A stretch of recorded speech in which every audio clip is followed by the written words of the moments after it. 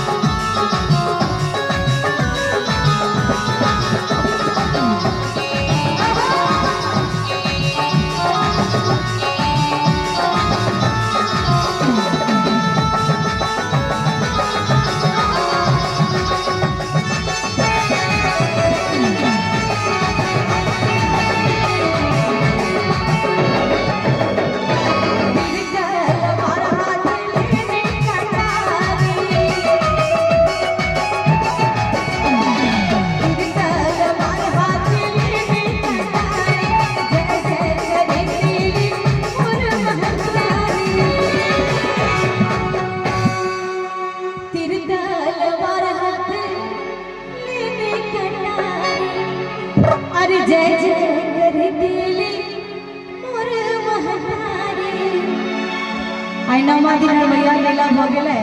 कल हुनकर विदागरी सेहो भ जाते आई हमरा सबके मौका मिलल है हुनका मनाबऽ के सब गोटे ताली के साथ एक मिनट डॉली जी ताली बाजि रहल छै हमहु देख रहल छी और अपन अपन पार्टी बैठ लिया अहाँ सब भाई अहाँ के देख रहल है बहुत देर से जहाँ अपना भाई बंधु सबके बहुत परेशान कर देलौं है माता बहन से एको बेर ताली नहीं बजबैलिए हम चाहब जे अहाँ अपना माता बहन से ताली बजबा के देखाओ देखे छियै हमरा भाई बंधु में बेसी ताकत है कि अहाँ के माता बहन में क्या बात है कोई कनी दूर हाथ उठा के दिखा दियो आहा जना बुझेले बिया की जे कटो बकरी कान पटपट बजै ई ताली बजला ताली देखबै केकरा कहै छै एक बार टकरा दो भैया चारों कान से क्या बात है मेरा माता बहन से बहुत समय कर दोनों हाथ उठा के दरबार में छी नाच नहीं कर दोनों हाथ उठा के बाप रे बाप आंखा के बीच छूट गेल एतेक नीक ताली सब गोटे ताली के साथ चुना मुना चुना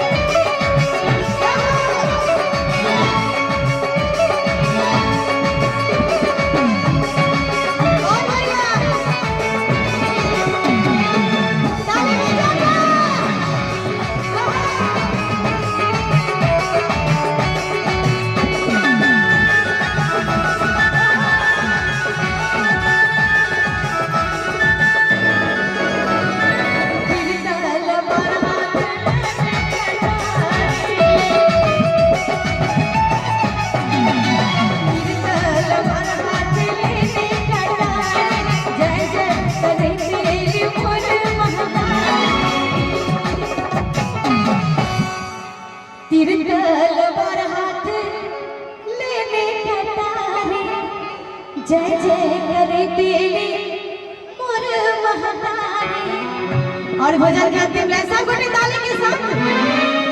नवरात्र में सातों बहनी अपना घरे आवे है ओही में भक्त कहिए कि ढुन मुना ढुना मुना सातों बहनी ढुना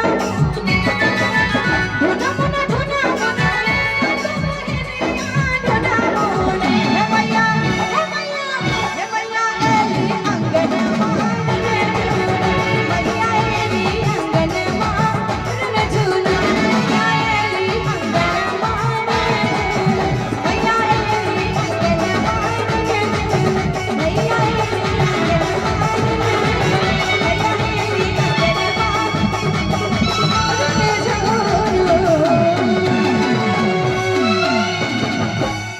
बोली सर वाली मैया की जय जय